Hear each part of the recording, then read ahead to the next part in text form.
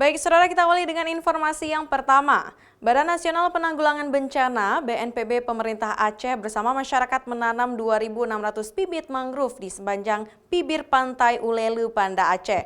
Penanaman mangrove ini dilakukan untuk peringati bulan pengurangan resiko bencana, sekaligus supaya mitigasi dampak bencana alam yang terjadi di Aceh. Dalam rangka memperingati bulan pengurangan risiko bencana, BNPB bersama pemerintah Aceh melakukan penanaman bibit mangrove di sepanjang bibir pantai Ulele, Banda Aceh.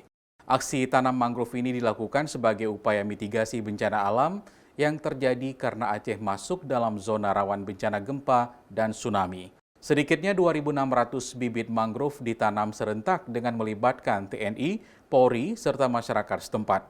Kegiatan ini juga bagian dari refleksi peringatan 20 tahun tsunami di Aceh. Dengan adanya penanaman mangrove secara berkelanjutan dapat melindungi keberadaan pantai, perumahan, serta bangunan fisik lainnya dari hempasan ombak maupun angin badai. Seperti kegiatan-kegiatan tahun sebelumnya, barusan kita melaksanakan penanaman pohon mangrove.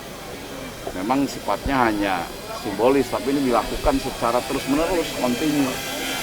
Ini sejalan dengan arahan Bapak Presiden Joko Widodo setiap kali kesempatan bertemu dengan BNPB, lalu mengarahkan bahwa kehebatan penanggulangan bencana itu bukan saat sudah terjadi bencana, kita baru aksi, tapi yang lebih penting adalah fase pencegahan. Nah, salah satu pencegahan mitigasi yang paling tepat ya adalah melaksanakan pemeliharaan lingkungan, jangan lingkungannya rusak. Tidak hanya mangrove, ada juga jenis tanaman lainnya yang ditanam seperti cemara dan tanaman pantai lainnya. Wilayah Aceh memiliki garis pantai yang cukup luas, sehingga jumlah tanaman mangrove yang banyak bisa menjadi penahan alami yang baik untuk mencegah abrasi pantai, serta meminimalisir dampak bencana yang terjadi. Nova Misdayanti, Kompas TV, Banda Aceh.